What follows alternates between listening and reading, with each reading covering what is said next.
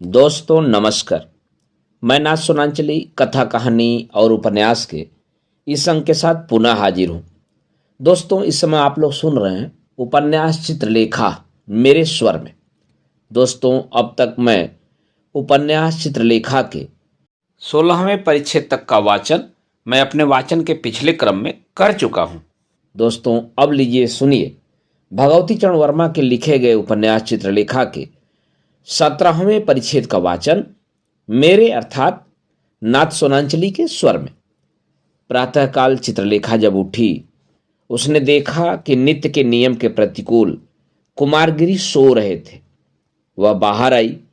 उस समय उसके सिर में दर्द हो रहा था।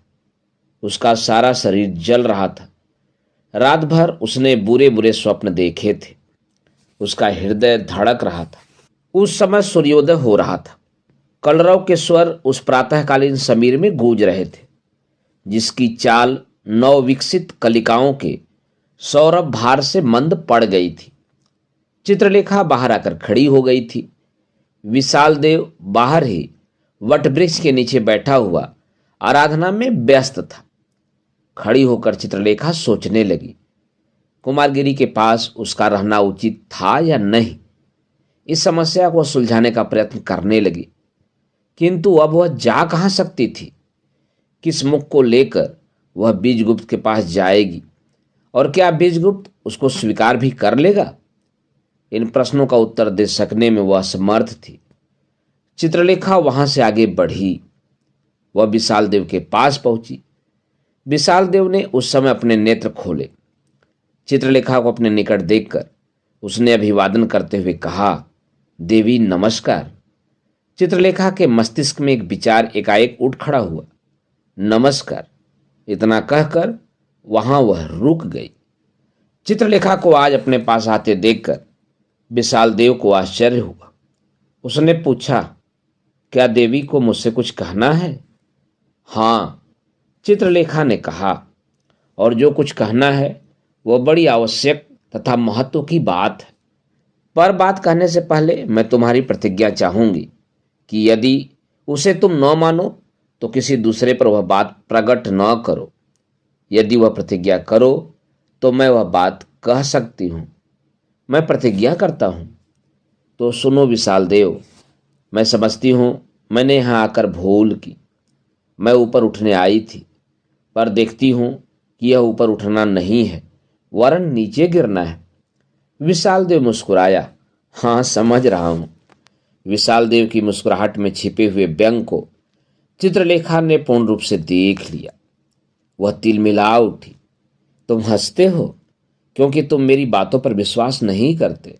ठीक है, तुमने उस रात को कुमारगिरी को मेरे साथ देखा था, तो फिर तुमसे स्पष्ट ही कर दो, जिस काम के लिए मैं यहाँ आई थी वह नहीं कर सकती।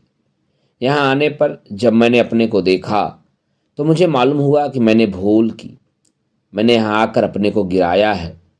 अधिक गिरने के लिए मैं तैयार नहीं। साथ ही मैं कुमारगिरी को भी गिरा रही हूँ, और यह एक महान पाप है।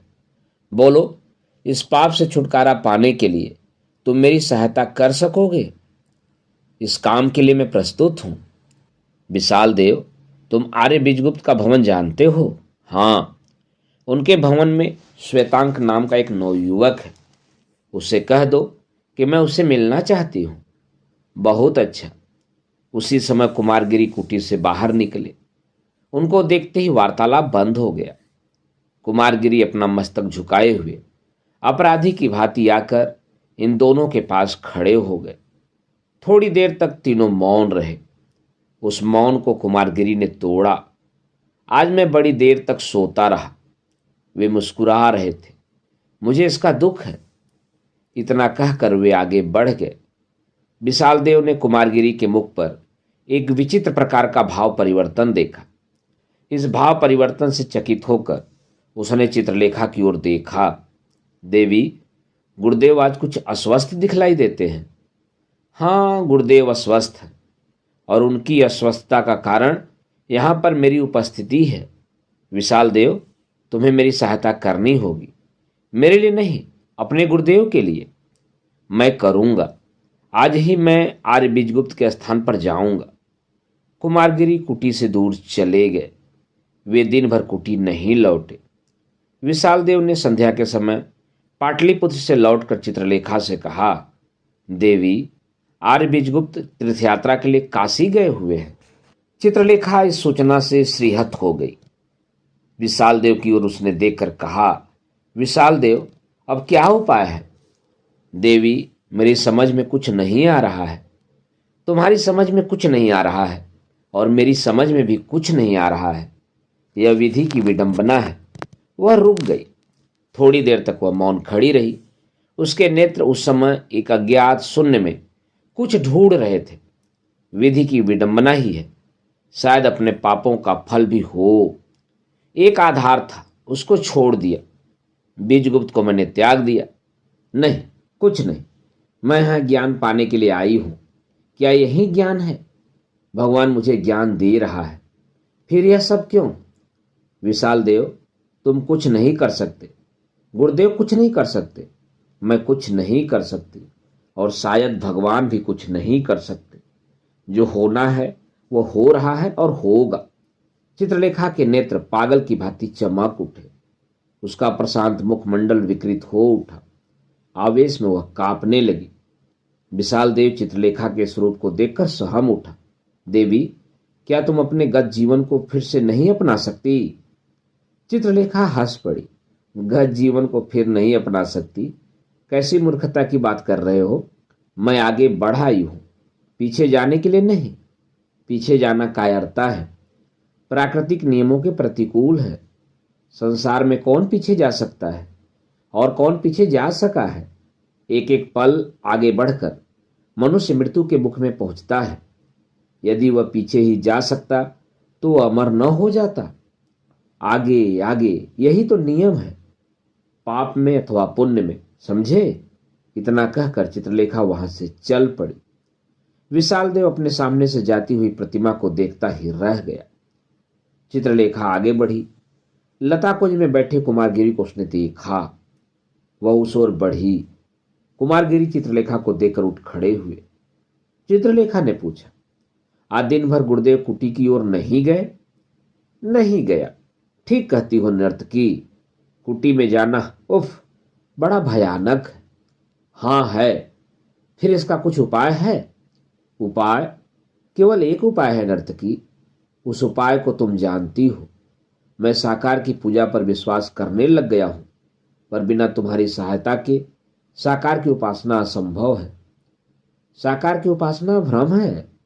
इसका निर्णय करना तुम्हारा काम नहीं है नर्तकी कि साकार की उपासना ठीक है या भ्रम है। तुम मेरी शिष्या हो। तुम्हारा कर्तव्य है कि तुम मेरी बात मानो। इतना कहते कहते कुमारगिरी तनकर खड़े हो गए। इस बार चित्रलेखा डरी नहीं, झिझकी नहीं। उसी दृढ़ता के साथ उसने कहा, योगी, अपने को भूलो मत। तुम्हारे सामने जो स्त्री खड़ी है वह इतनी असहाय नहीं है कि उस पर शासन कर सको। तुम समझते हो कि तुमने मुझे दीक्षा दी है, यह तुम्हारा भ्रम है। नहीं, यहां पर तुम अपने को ही धोखा दे रहे हो। तुम किसे आज्ञा दे रहे हो?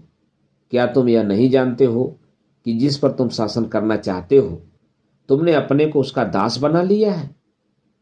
कुमारगिरी निस्तेज होकर बैठ गए। बैठते हुए उन्होंने करुण स्वर में धीरे से कहा, नर्तकी, मैं तुमसे प्रेम करता हूं। चित्रलेखा हंस पड़ी। मैं जानती हूं कि तुम मुझसे प्रेम करते हो, पर मैं तो तुमसे प्रेम नहीं करती। एक क्षण के लिए मेरी इच्छा तुम पर आधिपत्य जमाने की हुई थी और मैंने उसका प्रयत्न किया। मैं सफल भी हुई, पर उससे क्या? पुरुष पर आधिपत्य जमाने की इच्छा स्त्री के पुरुष से प्रेम का द्योतक नहीं है। प्रकृति ने स्त्री को शासन करने के लिए नहीं बनाया है। स्त्री शासित होने के लिए बनाई गई है, आत्मसमर्पण करने के लिए। स्त्री अपने से निर्बल मनुष्य से प्रेम नहीं कर सकती। जिस मनुष्य पर उसने आधिपत्य जमा लिया वह मनुष्य उसके प्रेम का अधिकारी हो ही नहीं सकता। स्त्री का क्षेत्र है आत्मसमर्पण, अपने अस्तित्व को अपने प्रेमी के अस्तित्व में मिला देना। इसीलिए स्त्री उसी मनुष्य से प्रेम कर सकती है जो उस पर विजय पा सके, जो उस पर आधिपत्य जमा सके। योगी कुमारगिरी, यहीं पर विषमता है। पुरुष का प्रेम आधिपत्य जमाना है, स्त्री का प्रेम अपने को पुरुष के हाथ में सौंप देना है। पर यहां बात दूसरी है। यहां मैं स्वामिनी हूं, तुम दास हो। मैंने तुम पर आधिपत्य जमा लिया है। तुमने आत्मसमर्पण कर दिया है। किस बल पर तुम प्रेम करना चाहते हो? योगी कुमारगिरी ने मौन भाव से यह बात सुनी। नर्तकी ने जो कुछ कहा, कटु होते हुए भी वह सर्वथा सत्य था। इस पर उन्हें अपनी कमजोरी का अनुभव हुआ। अपनी पराजय के विकराल रूप को उन्होंने देखा। कुछ देर तक वे सोचते रहे। इसके बाद वे उठ खड़े हुए। उनके मुख का पीलापन दूर हो गया था। उनके नेत्रों की चमक लौट आई थी। ठीक कहती हो, मैंने तुम्हें आत्मसमर्पण किया। मैं तुमसे निर्बल साबित हुआ। तुम्हारे द्वारा ईश्वर ने मेरा अभिमान तोड़ दिया, मुझको अपनी लघुता का आभास करा दिया। अब आगे कार्यक्रम क्या होगा, यह मैं निर्णय कर चुका हूं। मैं तुम पर विजय पाऊंगा, प्रेम करने के लिए नहीं, केवल तुम पर विजय पाने के लिए, अपने को पतन से उठाने के लिए। विश्वास रखो, तुम कुमारगिरी को भविष्य में इतना निर्बल न पाओगी। चित्रलेखा ने गंभीर भाव से कहा, इसमें गुरुदेव की सहायता करना चाहती हूं। किस प्रकार? मैं गुरुदेव का आश्रम छोड़ना चाहती हूं। जानती हूं कि मैं गुरुदेव के मार्ग पर बाधा के रूप में आकर खड़ी हो गई हूं। मैं यह पाप कर रही हूं। यह असंभव है नर्तकी। तुम मेरा आश्रम नहीं छोड़ सकती। यदि तुम चली जाओगी तो मैं फिर विजय किस पर पाऊंगा? तुम्हें मेरे साथ ही रहना पड़ेगा, समझी? योगी, तुम्हें मेरे ऊपर विजय पाना नहीं है, तुम्हें अपने ही ऊपर विजय पाना है। जब तक मैं यहां रहूंगी तुम अपने ऊपर विजय पा ही नहीं सकते। इतना मैं भली भांति जानती हूं। मेरे चले जाने में ही तुम्हारा कल्याण है। कुमारगिरी का मुख लाल हो गया। नहीं, मेरे साथ तुम्हें रहना पड़ेगा। तुमने मुझे बहुत अधिक निर्बल समझ रखा है। तुम्हारे जाने से मुझ में विरोध की भावना नहीं रहेगी, तो फिर मैं अपने ऊपर विजय ही किस प्रकार पा सकूंगा? अपने ऊपर करने वाले प्रयोग का एक साधन मुझको चाहिए था। ईश्वर ने तुम्हें मेरे पास इसीलिए भेजा था। मैं असफल रहा, पर असफलता मेरा क्षेत्र नहीं है। जब तक मैं पूर्ण रूप से सफल न हो जाऊं, मैं तुम्हें नहीं जाने दूंगा। इतना याद रखना। न जाने दोगे? क्या तुम मुझको रोक सकते हो? नहीं, मैं तुम्हें रोक नहीं सकता। शायद संसार में कोई भी व्यक्ति तुम्हें रोक नहीं सकता। निर्बल सबल को रोक सके यह असंभव है। मैं तुमसे केवल प्रार्थना कर सकता हूं, आग्रह कर सकता हूं, अनुरोध कर सकता हूं। इतना तो तुम मानोगी कि तुमने मुझे गिराया है। मैंने तुम्हें नहीं गिराया है। गिराया तो तुमने ही है अपने को, पर तुम्हारे पतन में मेरा हाथ अवश्य है। ठीक है, मैंने ही अपने को गिराया है और मैं ही अपने को उठा सकूंगा। पतन में तुम साधन हुई हो, तो क्या अब अपने को उठाने में मेरे लिए तुमको साधन बनना तुम्हारा कर्तव्य नहीं है? चित्रलेखा का मुख झुक गया। उसकी आंखें कुमारगिरी की आंखों से हटकर पृथ्वी पर पड़ गई। हाँ, ठीक कहते हो। तो फिर क्या तुम मेरी प्रार्थना स्वीकार न करोगी? क्या कुछ दिन तुम मेरे साथ मुझे अपनी साधना पूरी कर लेने के लिए न रुक सकोगी? चित्रलेखा थोड़ी देर तक मौन रही। धीरे से उसने पूछा, योगी, कितनी अवधि चाहते हो? अवधि? यदि मैं विजयी हो सका तो फिर तुम्हें मेरे पास ठहरने में क्या आपत्ति होगी? यदि मैं विजयी हुआ तो फिर मैं यह समझ लूंगा कि मेरा मार्ग ठीक है और उस समय तुम भी उचित मार्ग का अनुसरण करोगी। नहीं, मैं तुम्हारे मार्ग पर नहीं चल सकती, पर अभी मैं रुकूंगी। यदि जाने की इच्छा होगी तो फिर बतलाऊंगी। उस समय तुम मुझे न रोक सकोगे। दोस्तों, अभी आप सुन रहे थे उपन्यास चित्रलेखा के 17वें परिच्छेद का वाचन मेरे अर्थात नाथ सोनांचली के स्वर में। दोस्तों, यह उपन्यास पाप या पुण्य क्या है कि विस्तृत मीमांसा कर रहा है। आप इस उपन्यास को पूरा सुनिए और स्वयं में निर्णय लीजिए कि आखिर पाप क्या है और पुण्य क्या है। आखिर में इस उपन्यास के रत्नांबर की भी टिप्पणी आएगी कि पाप क्या है, पर इस उपन्यास को सुनते समय आपके मन में भी एक भावना आ रही होगी कि पाप क्या है। इस उपन्यास को सुनते समय आपके मन में जो भी भावना आ रही होगी उसको आप कमेंट बॉक्स में अवश्य दीजिए। दोस्तों, इस उपन्यास के आगे के भागों का वर्णन आप मेरे वाचन के अगले क्रम में सुन सकते हैं। तो जुड़े रहिए कथा कहानी और उपन्यास के साथ। धन्यवाद। नमस्कार।